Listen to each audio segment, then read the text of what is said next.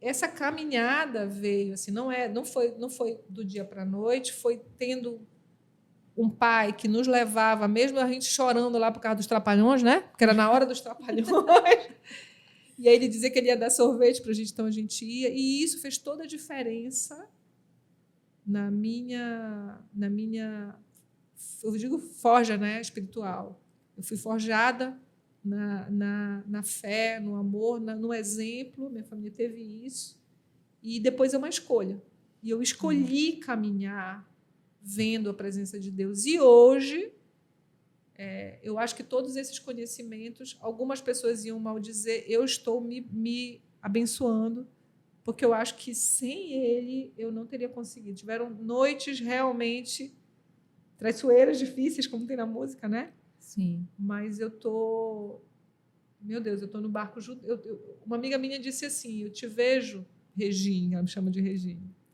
Você num barco com muita tempestade, mas ele lá contigo, e eu acho que ele é mais do que o comandante. Com certeza. Acho que ele é mais do que o comandante. Com certeza, porque é muito incrível a história desde a tua descoberta, né, do câncer, e como as coisas vieram acontecendo, e tudo tão rápido. Tem muito da mão de Deus nesse dia a dia. É incrível. Te importa te contar um pouco? Não, eu acho que as pessoas têm que, talvez, olhar para essa história e, quem sabe, poder aproveitar um pouquinho dela. Bem, eu sempre fui uma pessoa que nunca negligenciei a minha saúde, no sentido de sendo da área de saúde. Eu sempre fiz todos os periódicos, sempre fui de setores de saúde, então eu trabalho hoje no Tribunal de Contas e tenho consultório, então lá sempre fiz os meus periódicos, sempre nós fizemos, né? Nunca fui a exemplar.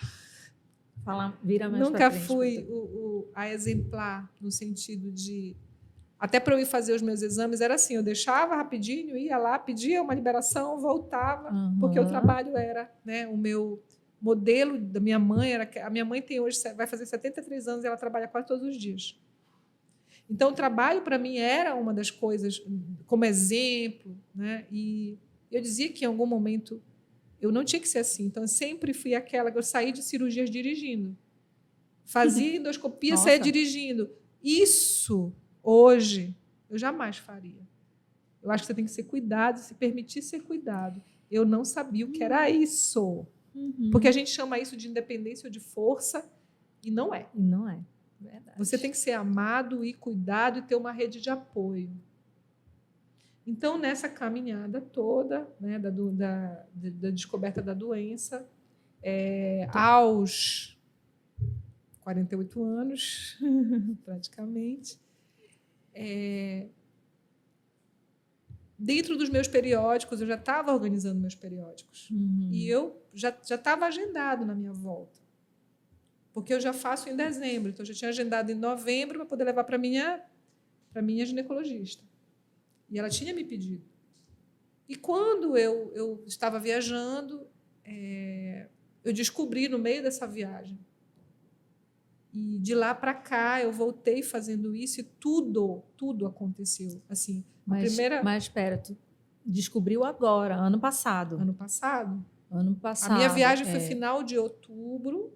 Eu voltei em novembro e comecei os exames. O primeiro, né, seria dia 15. Não pôde, era um feriado, eu coloquei no feriado, só podia ser no feriado. E eu digo hoje, ele diz que eu digo que ele é o melhor, ele diz que é o maior, que é o Dr. Gilberto Eriksen, que é mastologista, ele realmente tem quase 2 metros. E eu tive todo o apoio de toda a rede de amigos que eu pudesse ter, de sair de lá, assim, com uma chorando e me levando, e ele me atendendo, saindo da sala dele. No dia que eu saí da sala do Dr. Gilberto, que eu fui para o meu consultório, que ele me disse, né, Marcinha, isso, nós vamos fazer uma cirurgia, depois a gente vai fazer a quimioterapia. Né? E me explicando tudo, saí meio em órbita daquilo, mas já ter consciência é uma coisa, mas você ouvir é outra. Sim. Quando eu cheguei, ele foi para o consultório por amizade mesmo naquele momento, porque a minha amiga Emanuele pegou, que é uma das médicas lá do tribunal, pegou o resultado, eles se falaram. Quando eles viram, ela saiu chorando, me levando, e ele me esperando lá. Uhum.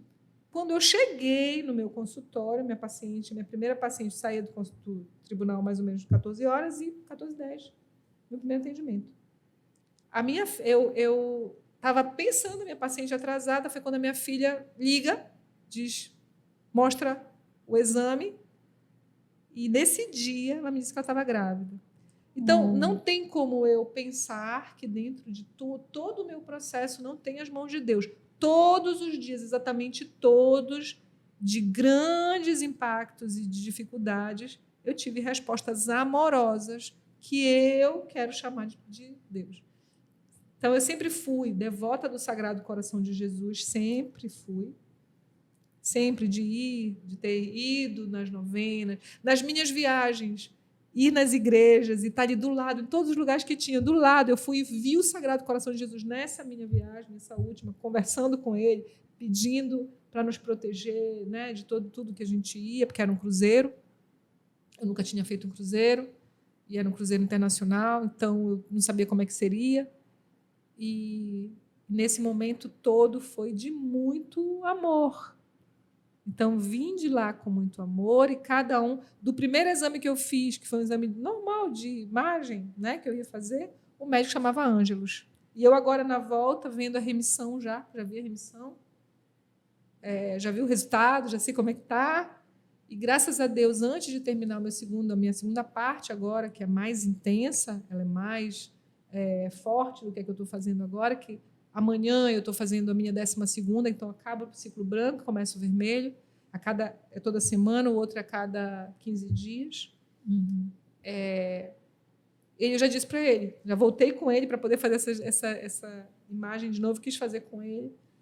E eu disse, chorando, para chorar, doutor, sou muito grata. Ele, menina, mas tu devia ter ficado chateada, porque ia estar vinculado a uma notícia ruim. Eu falei, não, doutor, naquele momento foi suas mãos que fizeram dar o diagnóstico para poder me encaminhar e tudo seguir. Depois do doutor Gilberto, o senhor me encaminhou. Então, cada um deles, dentro do meu processo, né, em cada dia, de cada exame, tiveram, né, essa corrente amorosa dos amigos, que eu não entendia que isso podia ser um merecimento, porque, para mim, até então, era tudo como, né?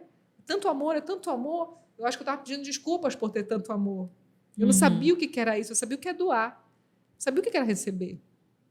E nessa relação com a gente, com o outro, tem que ser dar e receber, mas não porque você cobra que o outro te dê, não porque você projeta no outro isso, é porque é natural, é harmônico, é um equilíbrio. Quando você consegue fluidamente amar e ser amado, ter um amigo que esteja do teu lado e você também, a tua mãe te cuida e você cuida dela, o teu marido te cuida, você cuida dele, o teu parceiro, o teu vizinho, porque tem que ser leve, não tem que ser, ele tem que fazer isso por mim, tem que ser assim, ele me ama tanto, ou é tão natural amar e doar, é tão crístico, que é ter compaixão, ser compassivo, ser misericordioso, que eu faço isso sem estar dizendo que eu estou cobrando, que eu quero receber alguma coisa em troca, porque é natural, amor é natural.